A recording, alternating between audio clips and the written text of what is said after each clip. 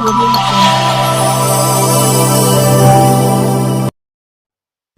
दोस्तों, बहनों भाइयों, आपका टीवी 7 में स्वागत है। दोस्तों, मैं मौजूद हूं बात करने के लिए जदयू के प्रदेश उपाध्यक्ष रजनीश पटेल जी के पास। आइए सीधे चलते हैं। रजनीश पटेल जी, आपका टीवी 7 में स्वागत। सर, आप अंबेडकर नगर आए हुए थे। शुक्रिया।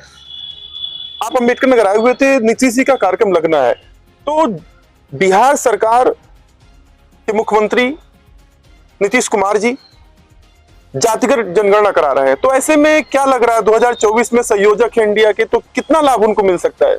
देखिए, जातिगत गणना जो लंबे अरसों से मांग थी, तमाम सामाजिक संगठन के लोग इस देश में चाहते थे कि जातिगत गणना हो और सबके संख्या का सरकारी आंकड़ा हो जाए और समाज का जो गरीब से गरीब तबका है, जो वंचित तबका है, उसको उसके संख्या के हिसाब से हक और हिस्सेदारी मिले।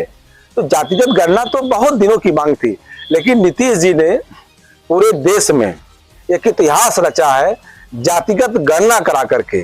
जनगणना तो केंद्र का सवाल है, लेकिन अपने साधन संसाधन से नीतीश जी ने, जब केंद्र सरकार मोदी सरकार ने जातिगत जनगणना नहीं कराया, तो नीतीश जी ने जातिगत गणना का फैसला लिया। भारतीय जनता पार्टी के लोग हाई कोर्ट पटना गए, सुप्रीम कोर्ट में भी उन्होंने हलफनामा दायर किया, लेकिन सुप्रीम कोर्ट ने कहा कि भाई ये उनका विषय है और ये कोई अतिक्रमण नहीं है।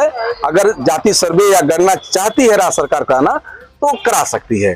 अब जातिगत गणना के आंकड़े आ गए तो ये पता चल गया कि समाज में कौन सा तबका पिछड़ा है, आर्थिक रूप से, शैक्षणिक रूप से, सामाजिक रूप से, और कहीं न कहीं राजनीतिक रूप से जो भी हाशिए पे लोग हैं, उन लोगों के मन में ये इस बात का लेकर के उत्साह है कि हमारे भी समाज की हक और हिस्सेदारी, राजनीतिक हिस्सेदारी अब राजनीतिक दलों को देनी पड़ेगी।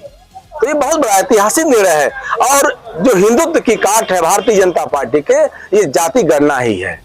समाज में बराबरी का है, बंधुत्व का है, प्रेम का है, और नफरत की भाषा वो लोग बोलते हैं। हमारे बाबू नीतीश जी प्रेम की भाषा है, तो प्रेम की भाषा नफरत की भाषा पे हमेशा भाई रहा है, सदियों का इतिहास रहा।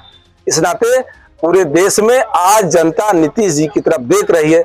और जहां तक इंडिया गठबंधन का सवाल है, इंडिया गठबंधन, नीतीश जी उसके सूत्रधार हैं और देश की इच्छा है, लोगों की इच्छा है कि ऐसे लोगों के हाथों में सरकार की बागडोर हो जो समाज के सभी वर्गों के साथ न्याय के साथ विकास करना चाहते हैं, और उन्होंने बिहार में ये करके दिखाया है। बड़ा सवाल है कि जातिगत गणना कराकर सरकार, नीतीश सरकार इस समय सुर्खियों में, तो क्या ये यूपी में, क्योंकि यूपी एक ऐसा सूबा है और जो अटकलें लगाई जा रही हैं कि 3 सीटों पर उनके सर्वे चल रहे हैं, अंबेडकर नगर, उसमें बनारस है, फूलपुर है, तो ऐसे में लोहिया की धरती काफी मुफीद मानी जा रही है उनके लिए, और ऐसे में उनकी पहली जनसभा ये माना जा रहा है आप लोगों के माध्यम से कि दिसंबर में लग सकती है। तो क्या जातिगत जनगणना का मुद्दा बनेगा 2024 के? जातिगत जनगणना का जो मुद्दा है उत्तर प्रदेश ही नहीं, देश के बड़े हिस्से के लिए है। और उत्तर प्रदेश में जातिगत जनगणना की मांग बहुत सारे लोग, संगठन के लोग करते आए हैं। अब उनको इस बात का विश्वास हो गया, यकीन हो गया, अगर नीतीश जी इस देश के प्रधानमंत्री बनते हैं तो राष्ट्रीय स्तर पे जातिगत जनगणना होगी और सबको हक और हिस्सेदारी मिलेगी। लेकिन उत्तर प्रदेश की सरकार जो पिछड़ों के साथ, दलितों के साथ लगातार धोखा देने का काम की है, उनका वोट लेकर के उन वर्गों के हित के लिए कोई काम नहीं किया है। और रोजगार के सवाल पर ये उत्तर प्रदेश की सरकार सिर्फ ये लोगों को कह सकती है कि आप मंदिर में घंटा बजाओ, उसके पास रोजगार का कोई अवसर नहीं है। आप जाइए इलाहाबाद, देखिए जो प्रतियोगी छात्र हैं कितने निराश हैं, कोई वैकेंसी नहीं निकल रही है।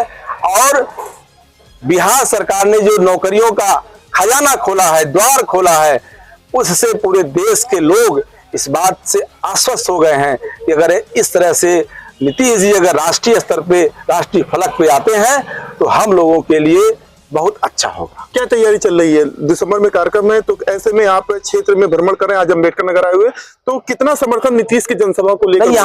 यहाँ तो अभी मैं तहसील में गया था, बहुत सारे अधिवक्ताओं से मैंने बात की, लोग इतना खुश हैं, लोग इतना खुश हैं, चाहते हैं कि नीतीश जी आवे और हम लोगों का हौसला अफजाई करें।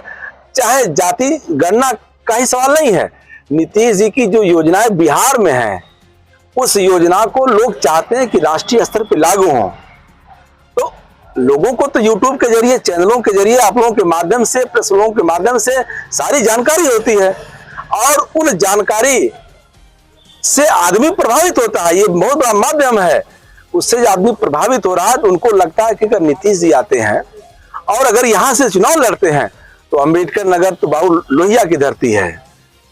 इस धरती के लोगों का सीना इतना ऊंचा हो जाएगा कि समझिए कि समाजवाद का झंडा जो है पूरे भारत में लहराने का काम करेगा। धन्यवाद।